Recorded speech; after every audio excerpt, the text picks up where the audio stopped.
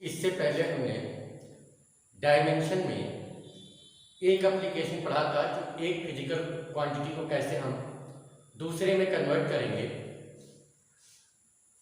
आज अगले application discuss करने से पहले एक छोटा सा एग्जांपल कंसीडर करते हैं कि मान लीजिए आप खाली हाथ बाजार जाते हैं और बाजार से आपने 5 किलो चीनी खरीदा और वापस आ रहे हैं, आपका दोस्त मिलता है और आपका दोस्त आपसे ये कहता है कि मुझे 2 लीटर दूध दे दो, तो क्या आप उसे दे पाएंगे? आंसर होता है नहीं। आप कहेंगे कि भाई मैंने तो चीनी खरीदा है, मेरे पास चीनी है, मैं दूध मेरे पास है ही नहीं तो मैं दूंगा। कहने का मतलब यह है कि अगर आपके पास 2 kg या 5 kg शुगर है तो आप उसे 2 लीटर दूध नहीं दे सकते, यानी 5 kg में से 2 लीटर नहीं माइनस हो सकता है।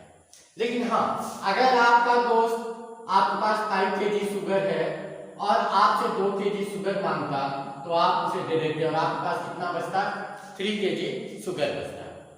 अब इसी को जरा दूसरे टर्म में सोचो कि हम यहाँ पर आप दे रहे हैं तो क्या कर रहे हैं? सब्ट्रैक्ट कर रहे हैं। और इस सब्ट्रैक्शन में हम देख क्या रहे हैं कि अगर यूनिट इसकी सेम है तब तो आप उसमें से माइनस कर सकते हैं, लेकिन अगर यूनिट सेम नहीं है तो आप इस क्वांटिटी में से इस क्वांटिटी को माइनस सब्ट्रैक्ट नहीं कर सकते हैं। यही क्या है? प्रिंसिपल ऑफ होमोजेनिटी है। प्रिंसिपल ऑफ होमोजेनिटी का कहता है कि डायमेंशन ऑफ ईच टर्म, अगर कोई डायमेंशनल इक्वेशन है तो उसमें जितने भी टर्म्स हैं उन सभी टर्म्स की डायमेंशन आपस में इक्वल होनी चाहिए, और साथ में left hand side of the equation अगर है और right hand side of the equation है तो उसकी डायमेंशन आपस में क्या होनी चाहिए? सेम होनी चाहिए। अगर लेफ्ट हैंड साइड में एक से ज्यादा टर्म्स है तो उनकी डायमेंशन आपस में सेम होनी चाहिए, राइट हैंड साइड में एक से ज्यादा टर्म है तो उनकी डायमेंशन आपस में सेम होनी चाहिए, और लेफ्ट हैंड साइड की overall dimension right hand side की ओवरऑल डायमेंशन के इक्वल होनी चाहिए। या दूसरे टर्म से आप ये कह सकते हैं कि 2 क्वांटिटी को आप ऐड या सब्ट्रैक्ट तभी कर सकते हैं, सब्ट्रैक्शन या एडिशन तभी पॉसिबल है जब उनकी डायमेंशन क्या हो? सेम हो। अगर उनकी यूनिट सेम नहीं है, डायमेंशन सेम नहीं है, तो आप 2 क्वांटिटी को ना तो ऐड कर सकते हो और ना ही सब्ट्रैक्ट कर सकते हो। जैसे फॉर एग्जांपल अगर मैं कह दूं a plus b is equal to c plus d, suppose that equation है a plus b is equal to c plus d है, तो प्रिंसिपल ऑफ होमोजेनिटी क्या कहता है कि पहली बात तो लेफ्ट हैंड साइड की डायमेंशन राइट हैंड साइड के इक्वल होनी चाहिए, और जितने भी टर्म्स हैं उनकी डायमेंशन आपस में इक्वल होनी चाहिए, यानी कि जो डायमेंशन a का होना चाहिए वही डायमेंशन b का होना चाहिए, वही डायमेंशन c का होना चाहिए और वही डायमेंशन d का होना चाहिए।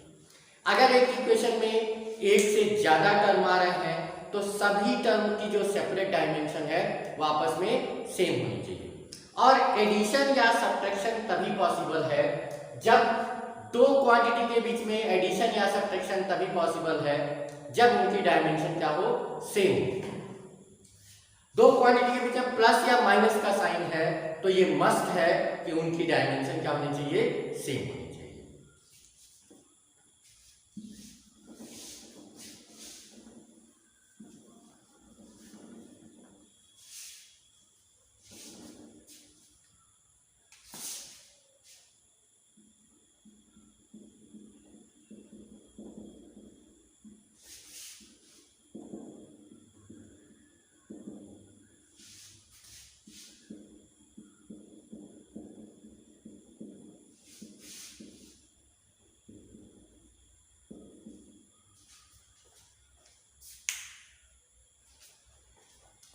अब बात करते हैं कि इस प्रिंसिपल ऑफ होमोजेनिटी को यूज करते हुए हम कैसे अननोन कांस्टेंट की डायमेंशन निकाल सकते हैं। एक इक्वेशन ले लेते हैं कि मान लो f is equal to at plus bx है। f यहां पर फोर्स है, t यहां टाइम है और x यहां डिस्प्लेसमेंट है, और a और b 2 डायमेंशनल कांस्टेंट है। अब अगर ये इक्वेशन गिवन है तो प्रिंसिपल ऑफ होमोजेनिटी क्या कहता है कि पहली बात तो डायमेंशन लेफ्ट हैंड साइड की डायमेंशन राइट हैंड साइड की इक्वल होनी चाहिए, और जितने टर्म्स हैं उनके भी डायमेंशन आपस में क्या होनी चाहिए, सेम होनी चाहिए। और दो चीजों के बीच में प्लस या माइनस का साइन है तो उनकी भी डायमेंशन आपस में क्या होनी चाहिए, सेम होनी चाहिए। यानी कि प्रिंसिपल ऑफ होमोजेनिटी अगर मैं इस पे लगाऊंगा तो मुझे क्या मिल जाएगा, डायमेंशन जो f का होगा वही डायमेंशन किसका होगा, AT का होगा, और वही डायमेंशन किसका इक्वल होगा, वही डायमेंशन किसका होगा, Bx का होगा। ठीक, क्या कहता है कि dimension of each term must be same. देखो एक टर्म यहाँ आ गया, एक टर्म यहाँ आ गया, दोनों के बीच में प्लस का साइन है, तो एडिशन या सब्ट्रैक्शन तभी पॉसिबल है जब दोनों की डायमेंशन आपस में क्या हो, सेम हो। तो इसकी और इसकी डायमेंशन आपस में सेम, और ये दोनों ऐड होकर देख रहे हैं, दे रहे हैं। ठीक, आपको नहीं समझ में आ रहा है तो ऐसे लीजिए कि अगर आप 3 kg शुगर में 2 kg शुगर ऐड करते हैं तो क्या मिल जाएगा, 5 kg शुगर मिल जाएगा। अब आप सीधे सीधे ये सोचो कि हम जब भी डायमेंशन की बात करते हैं तो नंबर से हमारा कोई मतलब नहीं होता है, हमारा मतलब किससे होता है, उसकी यूनिट से। डायमेंशन कहाँ से आते हैं, उसके यूनिट से। तो ऑब्वियस सी बात है, इसका जो डायमेंशन है वही इसका डायमेंशन है, वही इसका यूनिट से, मैंने इसका केजी है, इसका केजी, इसका केजी है।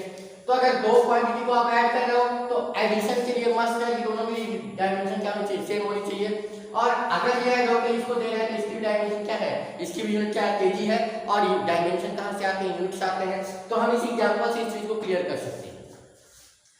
अगर मैं डायमेंशन ऑफ टी निकालूं, डायमेंशन ऑफ टी, तो डायमेंशन ऑफ ए निकालूं तो ये हो जाएगा dimension of F upon dimension of T. ये टी है ना, तो टी इधर आगे डिवाइड हो जाएगा। फोर्स की डायमेंशन क्या होती है, mlt-2 अपॉन टी। टी नीचे है, ऊपर जाके पावर माइनस हो जाएगा तो मुझे क्या मिल जाएगा, mlt-3 मिल जाएगा। ऐसे ही डायमेंशन ऑफ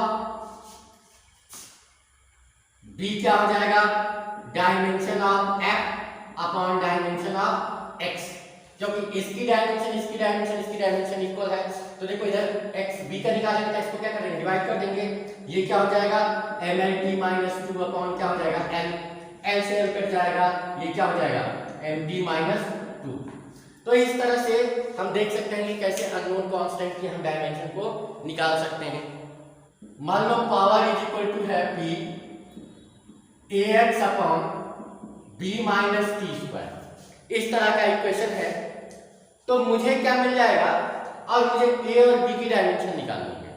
ठीक, तो अब देखो इस इक्वेशन में मैं क्या देख रहा हूं कि b में से t को माइनस किया जा रहा है, और मैंने कहा कि एडिशन या सब्ट्रैक्शन तभी पॉसिबल है जब दो क्वांटिटी का डायमेंशन आपस में क्या हो, सेम हो। अगर दो क्वांटिटी का डायमेंशन आपस में सेम नहीं है तो एडिशन या सब्ट्रैक्शन पॉसिबल नहीं है। तो यहाँ इन दोनों के बीच में माइनस का साइन है, b में से टी स्क्वायर क्या कर रहे हैं, सब्ट्रैक्ट कर रहे हैं।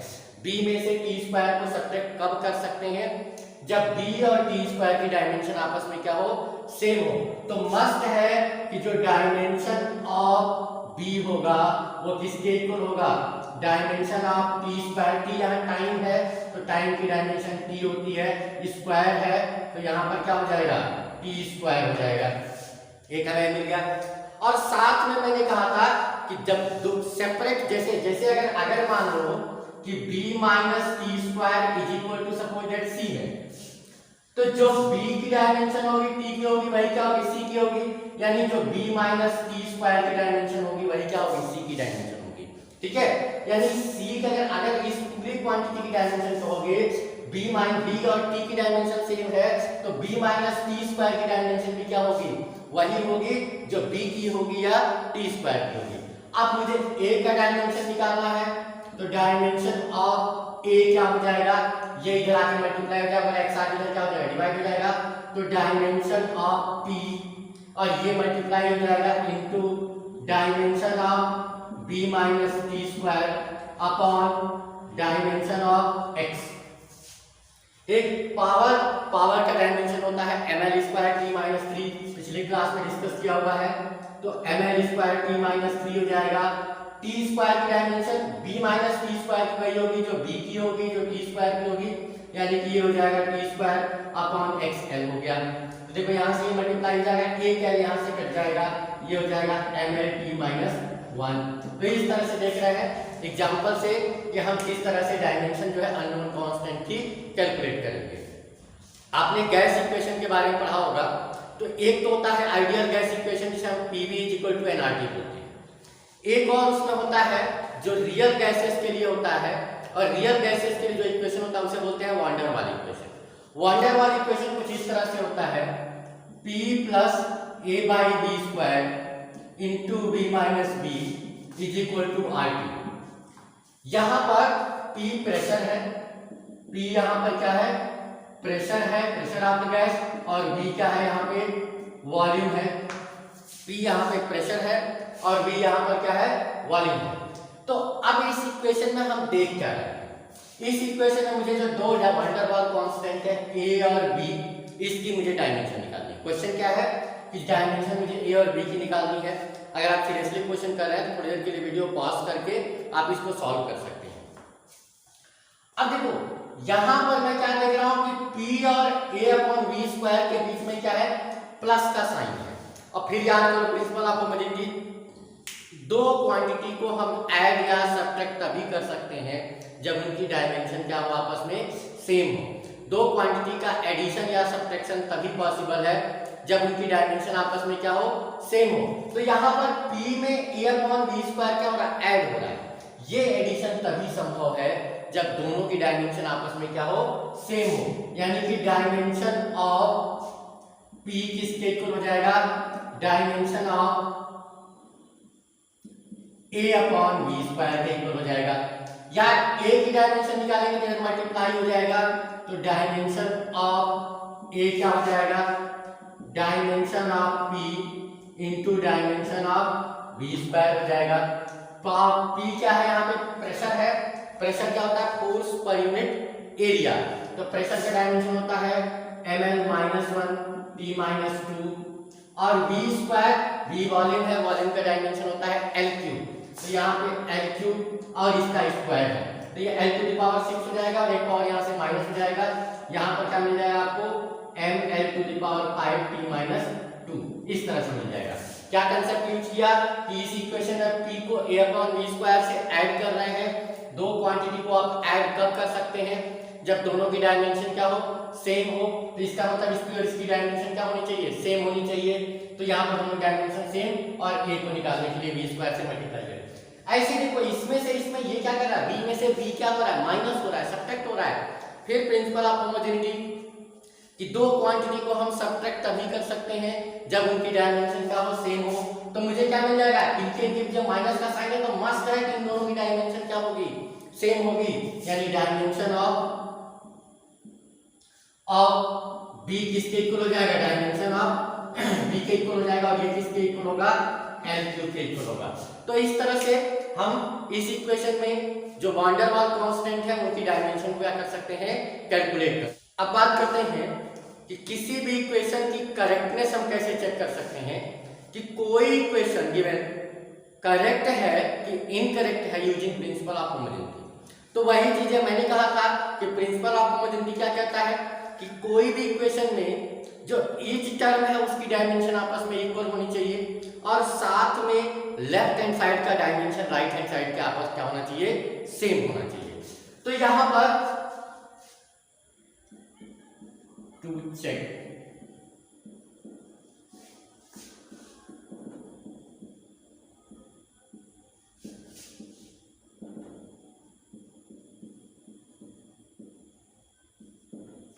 कोई फॉर्मूला करेक्ट है कि इनकरेक्ट है, उसको हम यूजिंग डायमेंशन कैसे कर सकते हैं उसकी बात कर लेते हैं। तो सेम वही कंसेप्ट है जो प्रिंसिपल ऑफ होमोजेनिटी कहता है कि डायमेंशन में लेफ्ट हैंड साइड का डायमेंशन क्या होना चाहिए, राइट हैंड साइड के इक्वल होना चाहिए।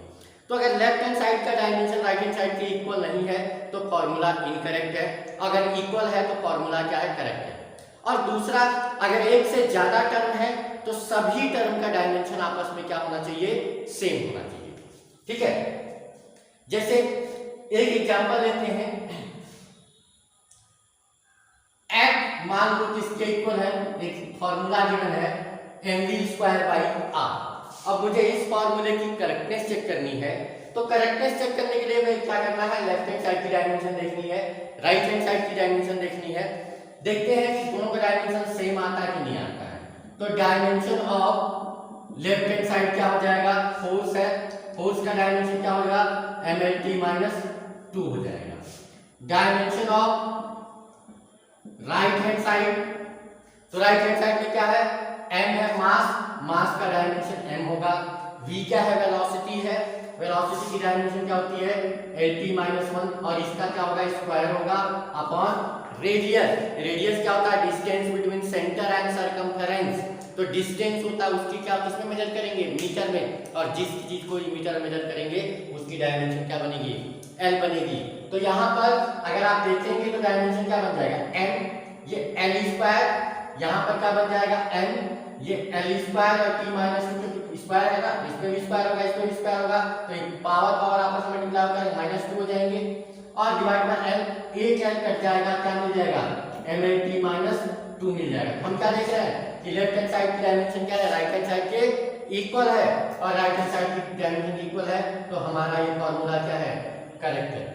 ये फॉर्मूला क्या है, करेक्ट है। क्यों करेक्ट है, क्योंकि प्रिंसिपल ऑफ होमोजेनिटी के अकॉर्डिंग क्या हुआ है, लेफ्ट हैंड साइड की डायमेंशन राइट हैंड साइड के इक्वल है।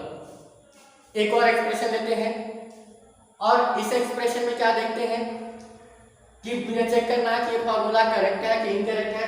तो मैं पहले लेफ्ट हैंड साइड की डायमेंशन लिख लूंगा। लेफ्ट हैंड साइड की डायमेंशन क्या हो जाएगी, s है, s की डायमेंशन क्या हो जाएगा, l हो जाएगा। अब देखो राइट हैंड साइड में दो टर्म है, तो मैंने कहा था कि अगर टर्म्स हैं तो ईच टर्म का डायमेंशन क्या होना चाहिए, सेम होना चाहिए। Dimension of each term must be same. क्या था, dimension of each term must be same. तो देखो यहाँ पर इसमें दो टर्म है, तो इसका और इसका डायमेंशन ध्यान ना, केवल left hand side right hand side की डायमेंशन सेम होनी चाहिए, इसकी डायमेंशन और इसकी डायमेंशन भी आपस में क्या होनी चाहिए, सेम होनी चाहिए। तो राइट हैंड साइड में डायमेंशन ऑफ फर्स्ट टर्म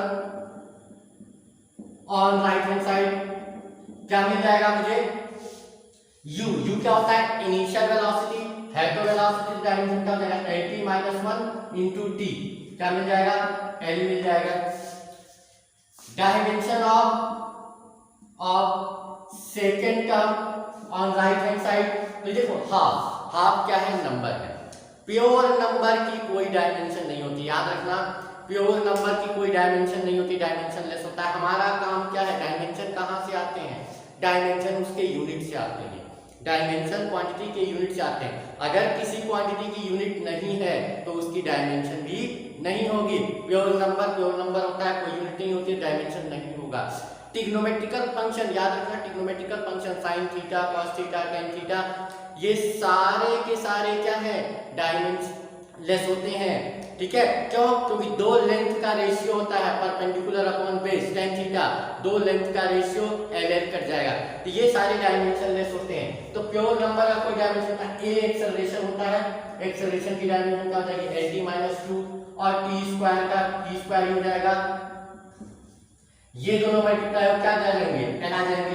तो अब मैं क्या देख रहा हूँ कि जो फर्स्ट टर्म है राइट हैंड साइड में, जो सेकंड टर्म है, इसकी डायमेंशन आपस में सेम होगी, और इसकी भी डायमेंशन क्या है, वही एल है। तो ईच टर्म की डायमेंशन क्या है यहाँ पे, each term, dimension of each term क्या है यहाँ पे, इक्वल है, इसलिए फॉर्मूला क्या है, करेक्ट है। ये फॉर्मूला करेक्ट क्यों है, क्योंकि क्या है, डायमेंशन ऑफ ईच टर्म, इसमें तीन टर्म है, तीनों टर्म की डायमेंशन आपस में क्या है, सेम है, और साथ में लेफ्ट हैंड साइड की डायमेंशन क्या है, राइट हैंड साइड के इक्वल है, तो इसलिए गिवन फॉर्मूला क्या है, करेक्ट है। करेक्टनेस चेक करने का प्रोसेस समझ में आ रहा होगा।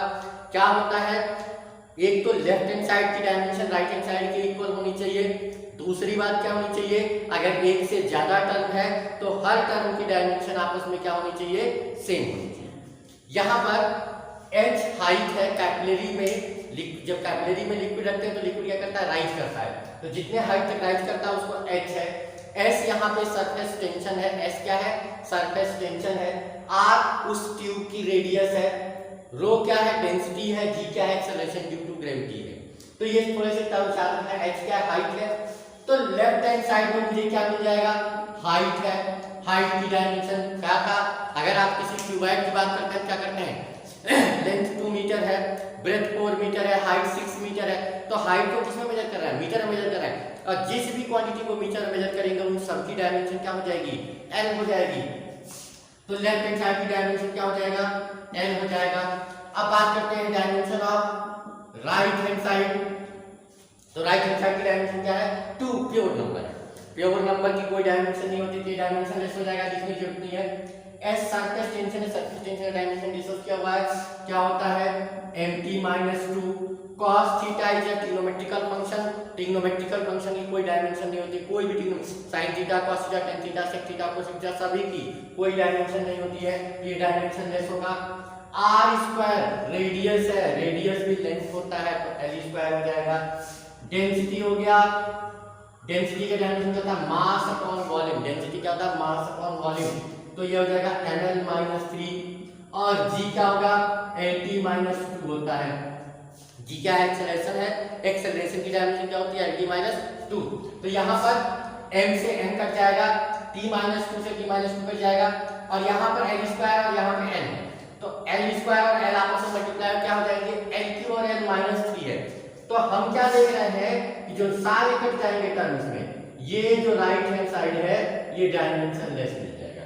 राइट हैंड साइड क्या देखो m से n कट गया, t-2 से t-2 कट गया, l स्क्वायर और l मल्टीप्लाई हो गया हो जाएंगे l3 हो जाएंगे, और नीचे ही क्या है नीचे l3 और नीचे l-3 है तो वो भी आपस में मल्टीप्लाई कट जाएंगे। तो जो डायमेंशन होगा वो सारा का सारा कैंसिल हो जाएगा और क्या मिल जाएगा डायमेंशन। हम क्या देख रहे हैं लेफ्ट हैंड साइड का डायमेंशन l है और राइट हैंड साइड क्या है डायमेंशन लेस है। तो क्या इस केस में कह सकते हैं कि लेफ्ट हैंड साइड की डायमेंशन राइट हैंड साइड के इक्वल है? नहीं इक्वल है। तो इस केस में ये फार्मूला क्या होगा इनकरेक्ट होगा, ये फार्मूला क्या होगा इनकरेक्ट होगा। तो इस तरह से हम देख सकते हैं कि कैसे हम किसी फार्मूले की करेक्टनेस चेक कर सकते हैं। फिर वही चीज बोलूंगा कि करेक्टनेस कब होगा जब लेफ्ट हैंड साइड की डायमेंशन राइट हैंड साइड के इक्वल होगी, पहली बात। और अगर एक से ज्यादा टर्म है तो सभी टर्म की सेपरेटली डायमेंशन क्या होनी चाहिए सेम होनी चाहिए। टू डिराइव द फार्मूला, कैसे फार्मूला डिराइव करेंगे, अगर कोई क्वेश्चन है तो उसमें कैसे डिराइव करेंगे फार्मूला। तो सबसे पहले एक क्वांटिटी है उसको हम एक्सपेरिमेंटली देखते हैं कि किस पे डिपेंड कर सकता है। मतलब एक क्वांटिटी को ले दूसरी क्वांटिटी को इंक्रीज या डिक्रीज करना, अगर ये इंक्रीज या डिक्रीज हो रहा है तो इसका मतलब क्या उस पर डिपेंड कर रहा है। तो डिपेंड करने का देख लेते हैं और फिर डायमेंशनल मेथड से हम क्या करते हैं फार्मूला डिराइव करते हैं। एक एक्सप्रेशन ले लेते हैं, मान लेते हैं कि ऐसे एक क्वेश्चन ले लेते हैं,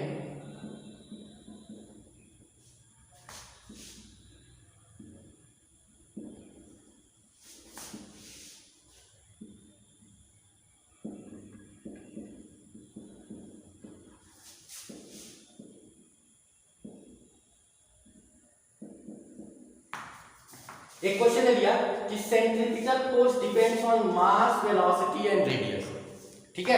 और मुझे इनके बीच में क्या करना है फार्मूला डिराइव करना है कि एग्जैक्ट फार्मूला क्या होगा। तो सबसे पहले देखो लिख लेंगे कि सेंट्रीपिटल फोर्स डिपेंड किस पे कर रहा है। तो क्वेश्चन कह रहा है कि सेंट्रीपिटल फोर्स डिपेंड किस पे कर रहा है, मास पे डिपेंड कर रहा है, वेलोसिटी पे डिपेंड कर रहा है और रेडियस पे डिपेंड कर रहा है। ये क्वेश्चन में लिख लिया, क्वेश्चन में गिवन हो गया। अब जो राइट हैंड साइड में इस पे पावर a, इस पे पावर b और इस पे पावर क्या करते हैं c लगा देते हैं। मतलब क्वेश्चन में गिवन होगा कि एक पर्टिकुलर क्वांटिटी है वह इस पे डिपेंड करती है। तो हमने क्या कर लिया लिख लिया कि मास पे डिपेंड करता है, वेलोसिटी पे डिपेंड, ये क्वेश्चन में गिवन है, ठीक। बस किया क्या कि प्रोपोर्शनल लिख के इस पे पावर a लगा दिया, इस पे पावर b लगा दिया और इस पे पावर c लगा दिया, ये हमने एज्यूम किया है, ठीक है। ये हर बार ऐसे ही करेंगे, जिस जो डिपेंड कर रहा है उस पे जो राइट हैंड साइड में जो भी क्वांटिटी है उस पे पावर a b c ऐसे करके लिख लेंगे। अब अगर इक्वेट करते हैं तो एक कांस्टेंट से मल्टीप्लाई करते हैं m to the power a v to the power b और r to the power c के यहां पर मस्त क्या होना चाहिए डायमेंशनलेस कांस्टेंट होना चाहिए। क्या होना चाहिए डायमेंशनलेस कांस्टेंट होना चाहिए। अब इस एक्सप्रेशन के दोनों साइड का डायमेंशन लिख लेंगे, ठीक है। इस एक्सप्रेशन के दोनों, अगर पहले से पता है कि अगर कोई फार्मूला करेक्ट है तो लेफ्ट हैंड साइड की डायमेंशन क्या होनी चाहिए राइट हैंड साइड के इक्वल होनी चाहिए।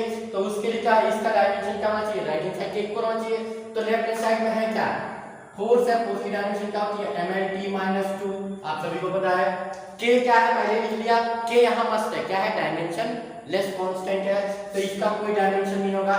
मास का dimension m to the power क्या हो गया a, वेलोसिटी डायमेंशन होती है lt-1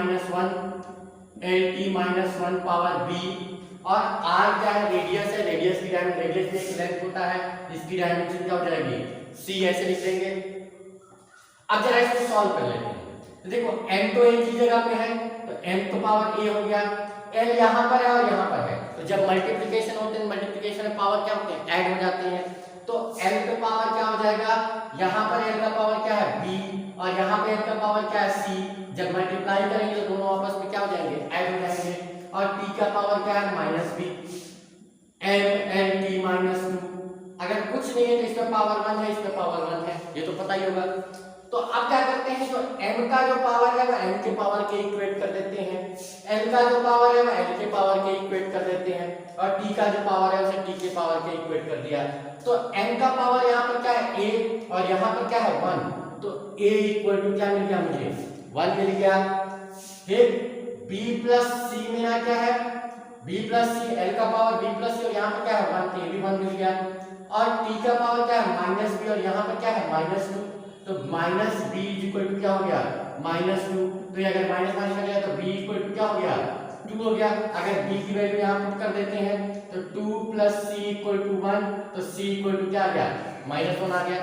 अब इस a b c की वैल्यू को यहाँ पुट कर देंगे, यहाँ पुट कर देंगे तो हमारा गिवन फॉर्मूला डिराइव हो जाएगा, यानी कि f इक्वल टू क्या मिल गया k n to the power a, यानी कि n to the power a मतलब क्या है 1 है, इसमें पुट करेंगे।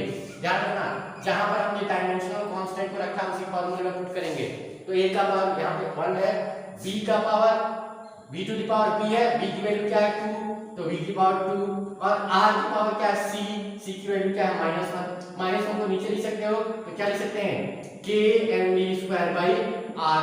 इस तरह से हम क्या कर सकते हैं फॉर्मूला डिराइव कर सकते हैं। किया क्या है, क्वेश्चन में ये गिवन होगा कि एक पर्टिकुलर क्वांटिटी है वह इस पे डिपेंड करती है। यहाँ पे क्वेश्चन में सेंटीमीटर को depend on mass velocity and radius question में गिवन है। हमने क्या कर दिया, जो क्वांटिटी पर डिपेंड कर रही है उसको लेफ्ट हैंड साइड में लिखा, जिस पे डिपेंड कर रही है उस पे राइट हैंड साइड में लिखा, और उसमें पावर a b c लगा दिया, या ऐसे ही आर्बिट्रेरी लगा देते हैं, इसमें कुछ वो नहीं है। पहले फिर a b c लगा दिया, फिर इक्वेट किया तो एक कांस्टेंट से मल्टीप्लाई, आपको पता है प्रोपोर्शनल इक्वेशन को जब कांस्टेंट करते हैं तो एक डायमेंशन एक कांस्टेंट से मल्टीप्लाई करते हैं। यहाँ कंडीशन है कि डायमेंशन लेस कांस्टेंट होना चाहिए। कैसा कांस्टेंट होना चाहिए, डायमेंशन लेस कांस्टेंट होना चाहिए। अब लेफ्ट हैंड साइड में क्या है, फोर्स है, तो फोर्स की डायमेंशन mlt -2 और सबका डायमेंशन लिख दिया, थोड़ा सा सॉल्व कर लिया इनको, और m का जो पावर है उसे m के पावर के इक्वेट कर दिया, l का पावर l के पावर के इक्वेट कर दिया, t का पावर t के पावर के इक्वेट कर दिया, और इस तरह से हमने a b c की वैल्यू निकाल ली, और a b c की वैल्यू हमने जहां कांस्टेंट से इक्वेट किया था उस फार्मूले में क्या कर दिया, पुट कर दिया, हमारे पास फार्मूला डिराइव हो गया। तो इस तरह से हम क्या करते हैं, किसी भी डायमेंशनल इक्वेशन में फार्मूला डिराइव करते हैं।